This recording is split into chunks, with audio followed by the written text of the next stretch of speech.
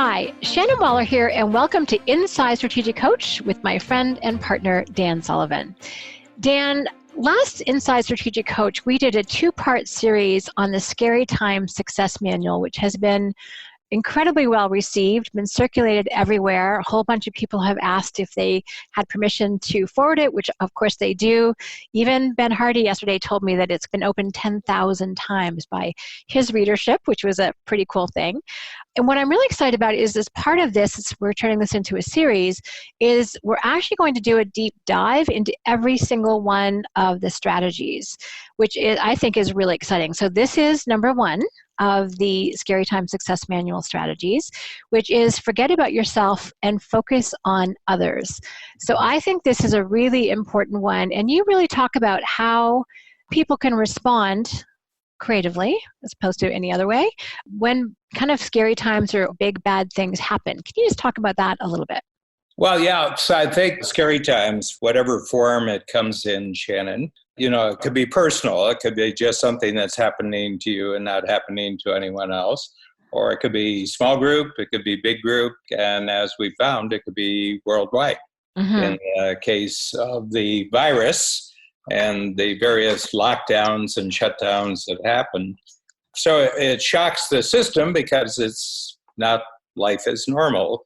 And what I've found is it's your response to the initial shock that really makes the difference. And I'm going to use the word response as opposed to the word reaction, because everybody has a tendency to react to it, that something's being done to you. But the word response simply means, yes, that initial shock has happened to you.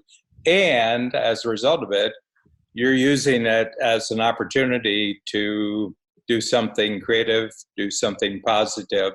And the fastest way to do that is not worry about yourself, but actually say, in this situation, how can I be helpful? How can I be useful to other people? And tough muscle. I mean, this is a skill, and it's a very tough skill, because as we can see from this current time, people who are actually elected to be leaders are reacting, they're not responding. Those in the news media who we would expect to be cool, calm, and collected are not being cool, calm, and collected. They're adding their own, what I would say, panty reaction to the panty reactions that are already being experienced by their audience. So they're not really being helpful and they're not really being useful right here. I wrote this, as I mentioned, in our two-part when we did the overview. This was written within the first 2 weeks after 9/11, and that was shocking. Commercial jets flying into office buildings, killing everybody on the jets, and then above a certain level, killing everybody who was in the very, very skyscrapers in New York. You just think about the situation, and it's shocking even almost 2 decades after. It's scary to think about it. I had a lot of clients in the New York area, strategic coach clients, and they really got hammered. So we decided as soon as it was possible to do it, we would go to New York, we'd put on a special seminar, and we took the 10 strategies of the Scary Time Success Manual. It was the first time we brought it out. We hadn't brought it out before then. We read through the 10 strategies, and then we had a worksheet where they could actually take each of the strategies and apply it to themselves. And it was a big hit. And then it got spread out through the networks then. You're thinking close to 20 years ago. So we didn't have the capabilities that we have now to get this type of message out really quickly. It's true.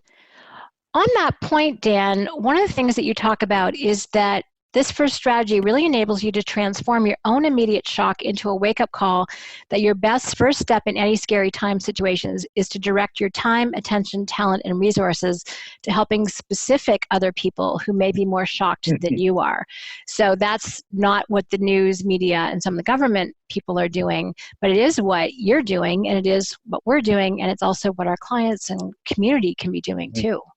Yeah, we have 2 words in the strategy that you forget any, actually people except the ones that you can actually help, and you forget yourself. You're being a first responder here, in your own immediate circle.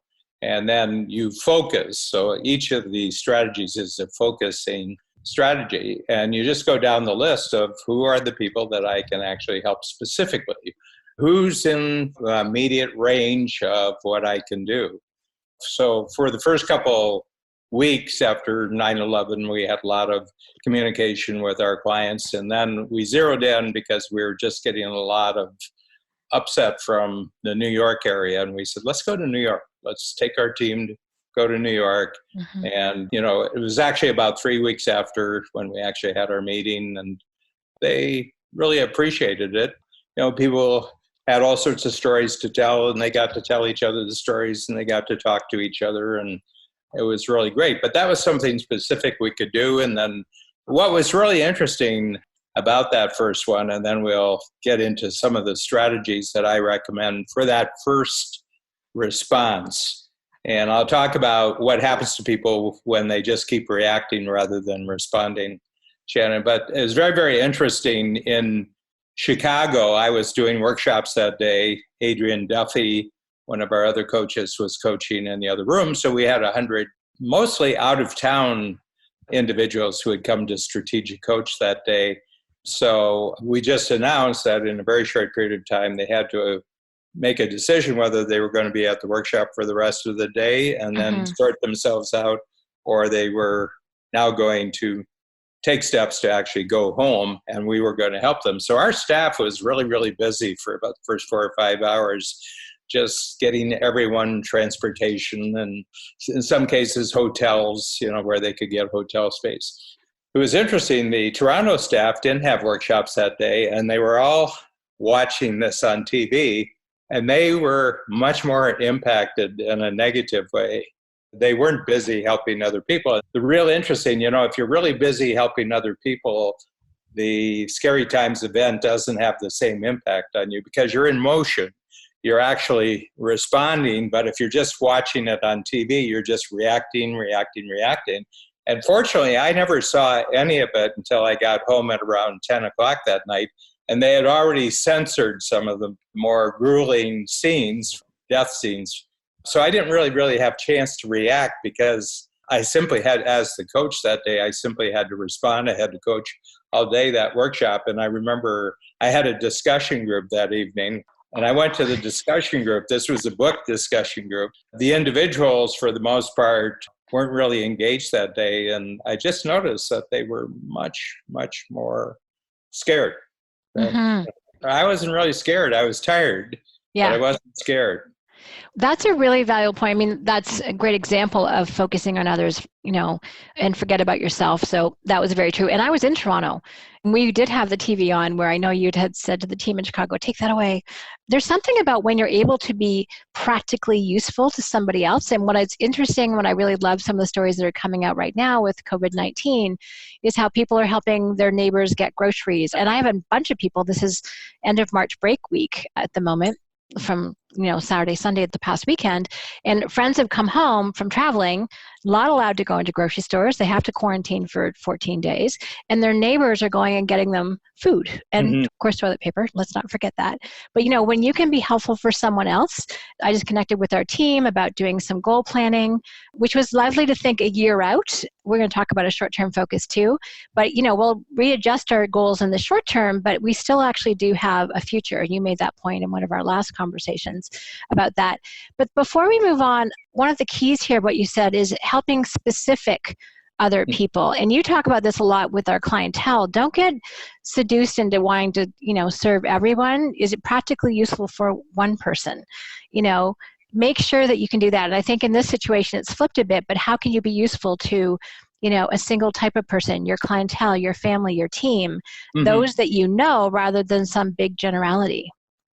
Yeah, just on another notion of that, we have lots of events in life. Someone dies, or there's an accident, or, they're just going through a difficult time. And there's a standard thing which drives me crazy when I hear it. They said, anything you can think of that I can do for you, just let me know. So here's the thing. The person's already burdened down with the negative experience. But now they've got to use their time to think of how to make you useful. You're asking them in this situation to be responsible for making you useful. And I said, Right. yeah, it really doesn't work. It's not a great thing. And so what I always say, is there one thing I could do for you today that would be useful for you? And it's usually along the lines, could you pick up my dry cleaning? I'm not going to be able to get my dry. I said, sure, get the ticket, go out, pick up the dry cleaning and bring it back, and said, okay, is there something for tomorrow that I could do? And then you can just proceed day by day by day and do one important thing. And usually, since you've given them the formula, they'll do that to other people. Right. Up until that point, they've just been, everything's coming at them. But the moment you break the spell, if you will, you break the spell and you say, look, the only people who are going to be useful to you are the people who do one specific thing, complete it, come back, get another one. And I think being specific really, really is very important during scary times. Well, I remember you using that example. What makes me think of it, this is phenomenal coaching for your team in terms of how they reach out to the clients. Like, is there one thing we could do for you right now that would put your mind at ease, would help you, would assist you? Obviously, it's going to be within the realm of whatever your business is. And it's usually way smaller than what you're imagining or maybe even dreading. But people need kind of really simple things sometimes to have them feel calmer or more confident about the future. So really just tapping into that, I think that's actually a great piece of team coaching, Dan, that people can pick up on. Now, before we jump into your 5 strategies, which are stellar, let's talk about the alternative if people are not proactive, if they do not, well, the current term is lean in, but they don't overcome the shock. What happens then, Dan? What happens when people are kind of at the effect of something and reacting rather than responding? Well, you go negative. I mean, you have a choice. You're going to go negative. And that's just react, react, react. So you start doubling down on your reactions. And what I notice is that people start making up stories which come under the category of conspiracy. I think the reason why this happened was so-and-so, and they're planning this. They're actually using this disaster to do something else. And I said, oh my gosh, don't do this. You know, first of all, in the best of times, thinking about conspiracies doesn't get you anywhere because there's no way of telling the truth or the falsity about what you're talking about, but you're spreading rumors, you know, and you're burdening other people by doing that. And so I cut back and really supervise that I don't say negative things during this period of time because it's almost like an infection. So I praise a lot and, you know, I try to inject humor into the situation. I try to make things funny because humor is a tremendous relaxant and it shifts people's thinking. They find something really funny. You can make fun about little things, but the entire thing is the longer you go and not responding to the situation, the more you're going to be probably disabled by the situation of being useful, being helpful during that period of time. And it's an individual decision, you know. And the other thing is that it's voluntary. It's voluntary. You can be a hero or you can be a load in the situation, and it's up to you. So, you know, I've grown up with a real instinct towards being a hero. So situations like this, I said, well, what's the hero do today? What are the specific things this hero called Dan, what's he do today? And they're usually small things, they're specific things. But the one thing I don't want to do during the day is add one bit to anyone else's negative feelings. I don't want to pass on germs, if you will, negative germs. You just actually helped put words around one of the things I appreciate about you so much. It's why being in partnership with you, Dan, and all the different creative endeavors that we have is so enjoyable and joyful because you're incredibly acknowledging, you're very appreciative, you don't add any negativity. And it's kind of funny, if someone does come in with negativity, I actually find that a shock to my system and I'm like, go away. You know, I'm like, don't add to it and don't be one of those people that just regurgitates back what you've heard without any internal processing, especially of negativity, because it's destructive. And I'm not going to say it's worse than the virus, but it's in some cases easily as bad, because only a certain percentage of people will get this, but the rest of us can be infected with the fear, and that is incredibly detrimental. I mean, there's some people who are kind of experts from a medical standpoint, and they say your immune system is very much affected by your mental state. You know, you can actually become susceptible to physical negativity, you know, trauma or infection and everything. These are physical aspects. But your mental state, your emotional state, your psychological state has a great deal to do with whether you are immune or susceptible during this period of time. People get sick, you know, with natural disasters and deaths and accidents and everything else. They can get very, very sick because their immune system drops so much. They're feeling so negative. And then if other people around them are not being positive, then it adds to the load. So one of the first things I can do to focus on others is to focus positively on others. Ooh, I love that addition. Dan, let's jump into the strategies, because I'm sure that people these are sub-strategies. So this sub-strategies. Sorry, yes. These are actually action steps. I was going to say, they are actions, which is really exciting. And you know me, I always love to get to the practical. How can people do this? Well, the next 5 things we're going to talk about are what are the 5 ways that you can take action to put this into play. And Dan, I love that you've delineated these. This is new thinking, everyone. So this is something you haven't heard before. So Dan, let's jump into number 1, make your future the next 24 hours. Tell me more about that. Yeah, and I've been doing that ever since we made the decision not to have our normal business structure, which is workshops for entrepreneurs. So more or less, we're being away from that for 2.5 months. So I said, okay, so I can't think about those 2.5 months because that decision has already been made. So what I have is 2.5 months of time that's different from what I thought it was going to be. And I think the best way of doing this is just take it a day at a time, you know, respond to suggestions on the part of Babs, who's my partner, and the key team players, here being one of them, Shannon, of what I could do using my skills, which are fundamentally communication skills. What could I do? It's very, very interesting. I've just taken it one day at a time so far. You know, we're in our second week of being in a new situation. And I said, well, whatever future I was thinking about before that I was going to be doing in late March, all of April and May, well, that future's gone. So I'm just going to create the future, a new future, and I'm going to do it 24 hours at a time. And it's amazing because every day that I've done this, things have surprised me from a positive standpoint, you know, of getting a last minute call. Hey, could you do a podcast with so-and-so right away? And you got 45 minutes to prepare for it. And I said, absolutely, I can do that. We have the technology. I'm in a position where I could do it. And I notice I've done a good job.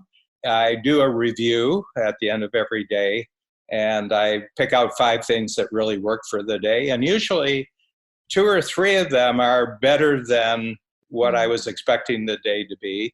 And then things that didn't work, you know, like I could have been more efficient or I wasn't prepared in the right way. So overnight and early the next morning, I prepare myself better. And I've noticed my skill level has gotten better every day.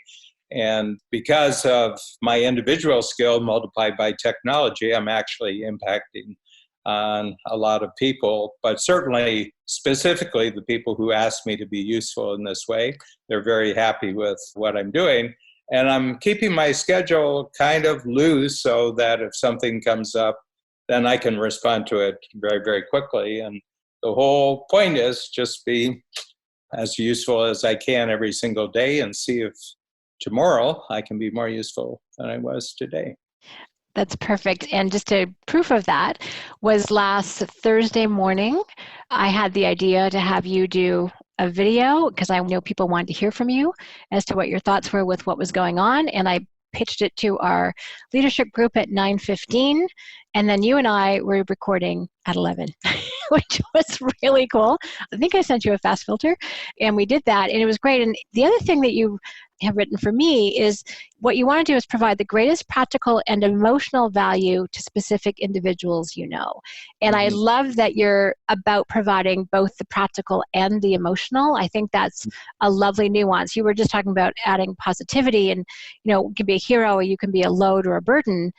Adding to the emotional well-being of people, especially in fearful times, I think is super key. Now, you've talked about this a smidge before, but it always bears repeating. Sleep, eat, and exercise. And you are keeping yourself really physically healthy, which supports your mental and emotional health. And you have some brilliant routines, Dan. I love them. Yeah, well, the big thing for me is sleep. I call it the shutdown leap. We're going to be shut down in certain ways, and we're going to take a big leap in other ways. So I put a name on this particular scary times. I'm calling it the shutdown leap because the world is kind of shutting down in a lot of ways that, it's kind of very, very different. But I'm going to use this period to actually take a leap. But the big thing is every single day, I'm going to make sure I get my 8 hours because I'm an 8-hour-a-night guy. And I clear my mind before I go to bed at night so I don't have to spend the night working things out. And then we're very good about eating, and we've got a lot stored up. That's good food, and we have access to really good food during this period of time. And the other thing is exercise. Exercise, because the big problem with scary times is the increase in cortisol in your system. And cortisol is the worry, nervous, anxiety drug. Okay, this is take your blood pressure up kind of drug. And the one thing that's a sure bet for burning off cortisol is exercise, where you sweat and where you actually have resistance. So I do resistance weightlifting and I do sprinting on an elliptical machine. We have also the benefit, I have a sauna. So I'm taking saunas, and actually saunas are terrific because the thing that kills virus is your body getting heated up. Perspiration and higher than normal temperature actually kills off infection. So it's been really great for us, but most people can sleep, so sleep. Most people can arrange their food, so eat properly, and then exercise. And walking is great. If you can get out and just walk, that's really great. And we're just switching into spring. So, it's feeling like spring. So that's actually a real benefit right now. But getting outside is really important. Getting sunlight is really important. Feeling nature is really, really important because those all cut down on our cortisol levels and we feel more dopamine. That's what we want, is more dopamine. We want the good drugs, not the bad drugs. Yeah. And I make sure that during each 24-hour period, I can check off the list for sleep, exercise, and eat. I've done that so far. And, as part of our forward planning where you have to make arrangements so that during the next 24 hours, everything is set. So that's really great. Dan, one of your points here is that you at your daily best will be 10 times more useful to other people who may not be able to do any of these three things, or at least not consistently. It really is focused on taking care of yourself so that you can take really good care of others. And I've been super impressed with the creativity, in terms of people having, classes that they used to go to are now online. There's a cajillion workouts. My daughter's been running like crazy outside because of the weather, because it's gotten so much nicer. So the number of resources available online to help you get motivated if you need someone to kick your butt a little bit, as my other daughter says. There's someone out there who would love nothing more than to create value for you this way. So, vitamin D, get outside if you can, but then also if you're indoors, online, Zoom, everything, which is kind of powerful. So I think and a lot of people actually I've been talking to are getting more rest. They're finally sleeping more. I get more sleep because they don't have their commuting time. And then also really enjoying some of their social connections online while they're physically distancing. So I think we can make the best of it if we have that mindset. Dan, you then talk about your being useful schedule. So what does that look like for you? Or what does that look like for other people? Yeah, it's the next 24 hours, but it's being useful in the next 24 hours. So, on average, I've had about 4 projects, which involve other people, either actually involve them at the time or immediately after I have to complete something, so someone is in better position to actually do something because I've done something first. So I have my normal schedule, like if I look at my normal schedule before this started, and it was scheduled in a particular way, but that schedule is gone, actually, except for one project, which is an ongoing book where I'm working with a team. Every single activity I'm doing now is actually something that's emerged because of the special times, because of the scary times. So I just make sure that everything around these 3 or 4 events during the day, these are achievements that I have to make during the day, that I'm at my most useful. My head is clear, I'm very focused.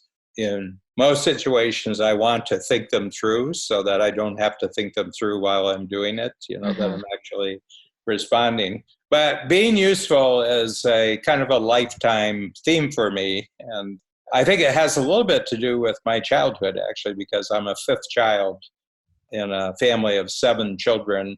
And I always jokingly say to people, well, what does being 5th tell you? And I said, well, first of all, you're not number 1, you're not number 2, you're not number 3, you're not number 4, plus you have 2 parents, so you're you're actually number 7.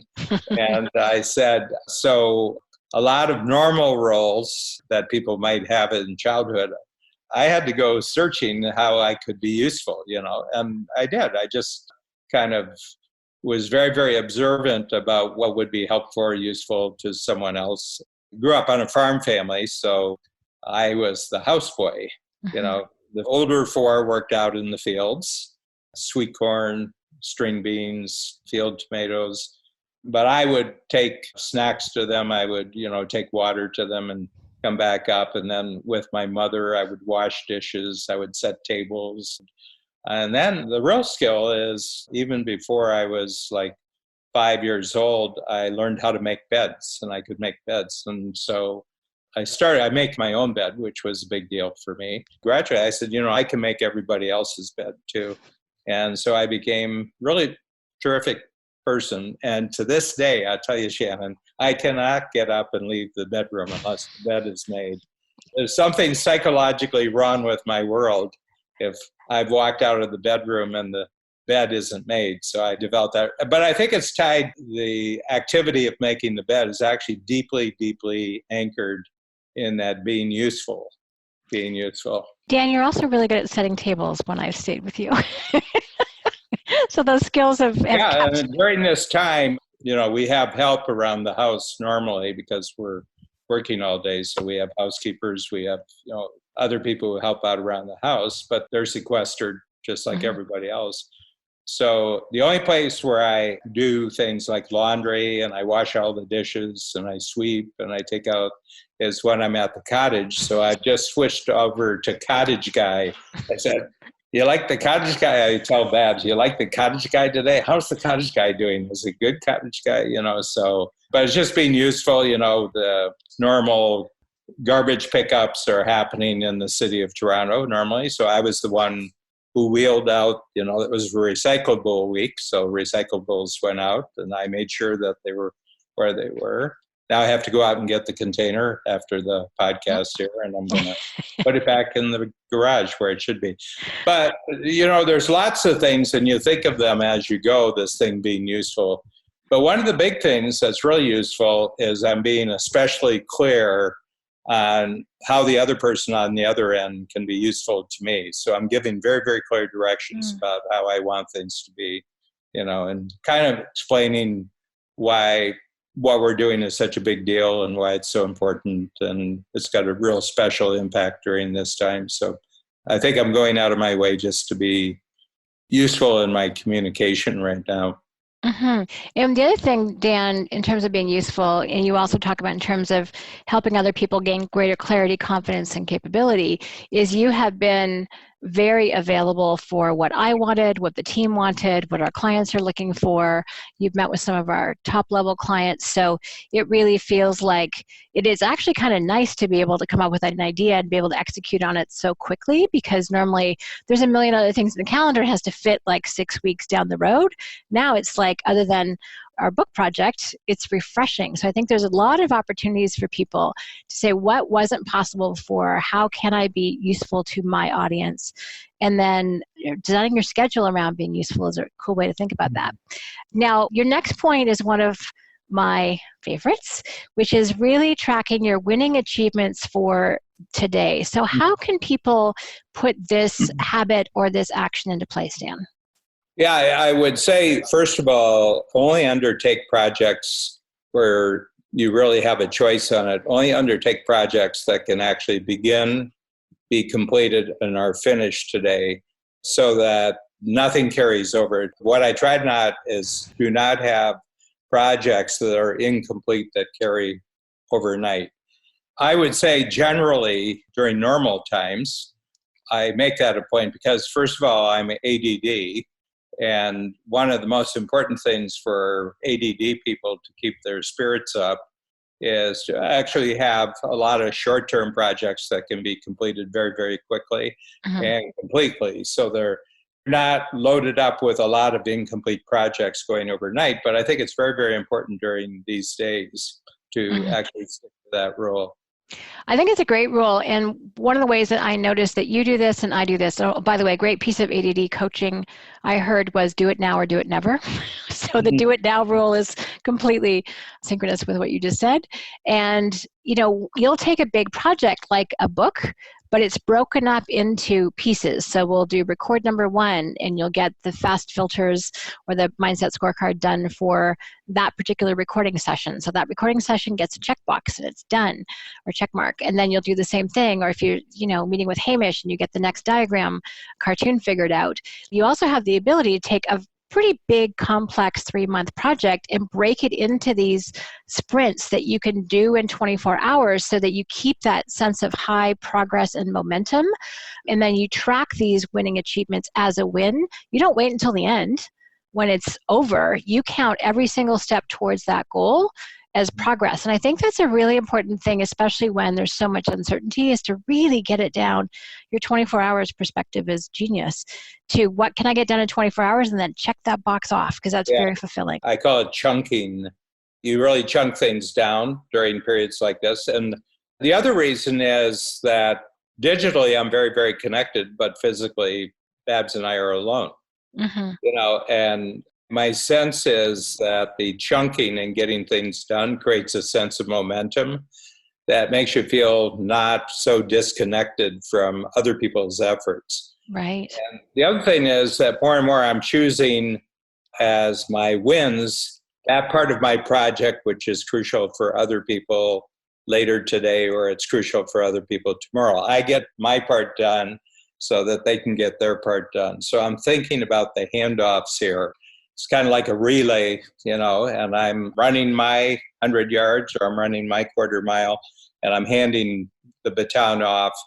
I think that generates a lot of shared momentum, shared enthusiasm about achievement, which is really, really crucial because the whole world is on tilt right now. Usually we don't have that experience of this.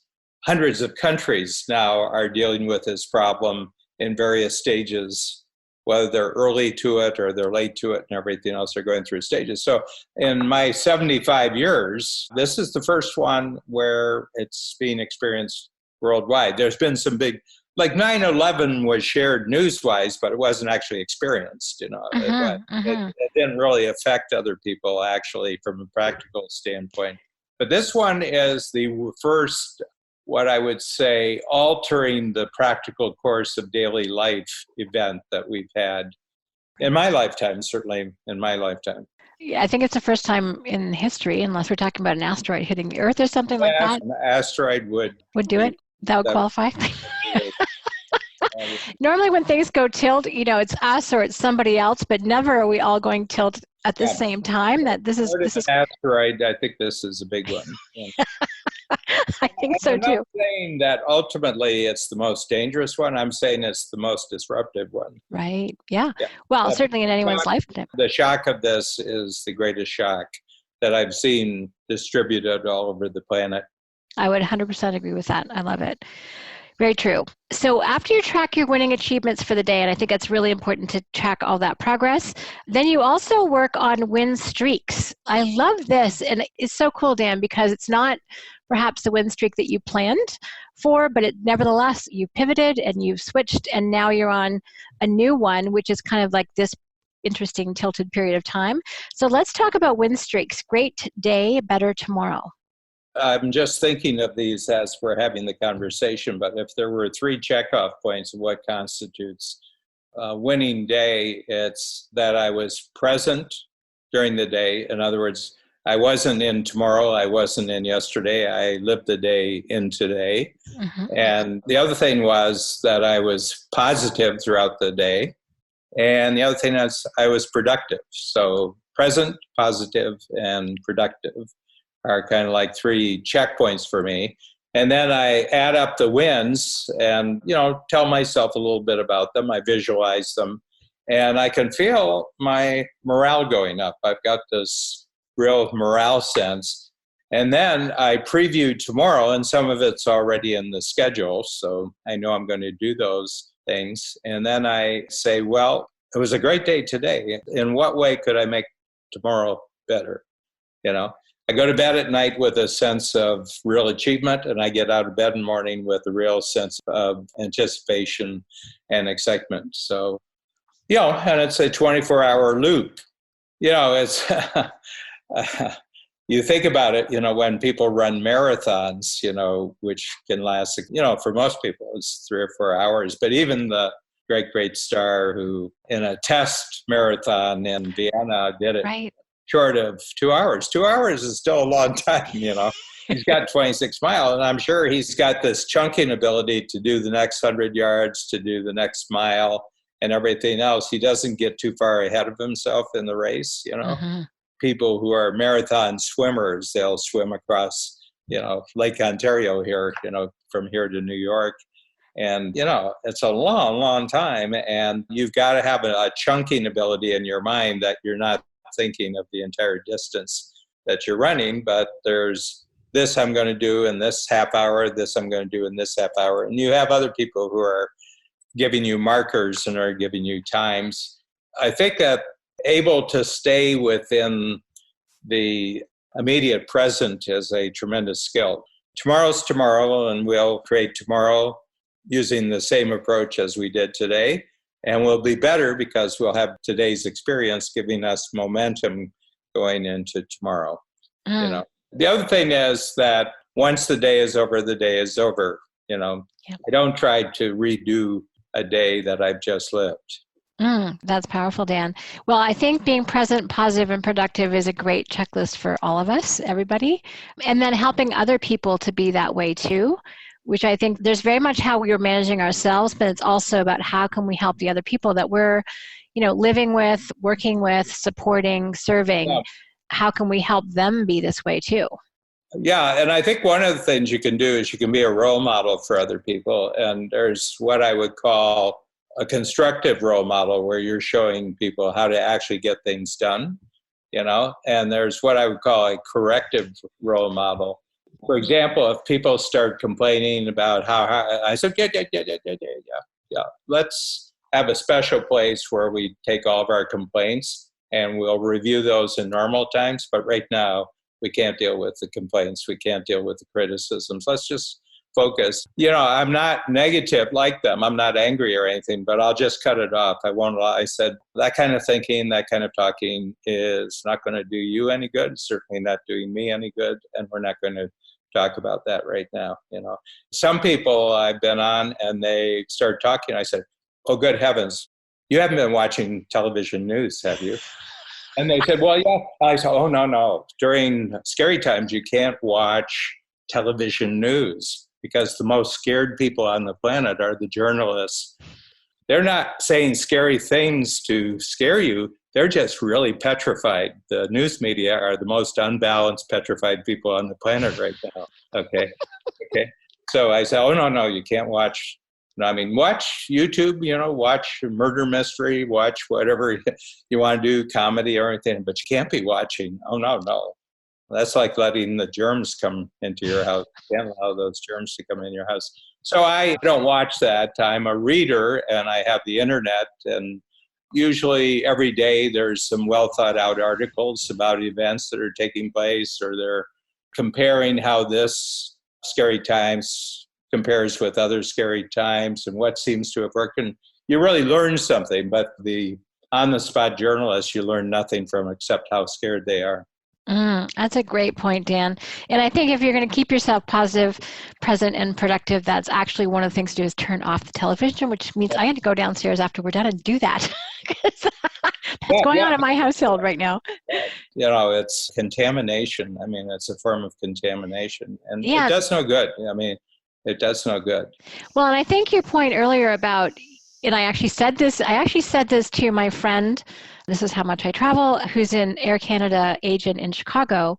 And he was pretty stressed in a post he made on Facebook about, worried that he's infecting other people or about to get infected. And I'm like, my friend, you just can't think that way, because fear is going to totally, take down your immune system. And then I was able to give him some stats from an article that said that a lot of the first responders, not even first responders, but people in airports and those are actually showing a lower rate of infection. So I tried to give him some good news, because he was I could feel it. He was working himself up to a state, and I care about him. I don't want him to be experiencing that. And he has a lot to give. He just has a wonderful way about him. And I'm like, thank you for helping essential people get where it is that they need to go. You're doing something that's really important.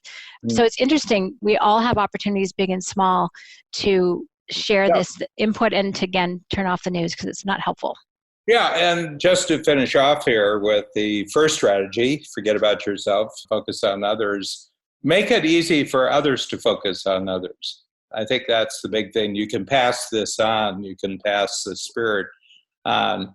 We're going to find more so than ever in history how unified the planet can get in scary times. And it isn't hundreds of thousands, it isn't millions. There's now billions of people who will be doing positive, productive things by operating in the present of each day.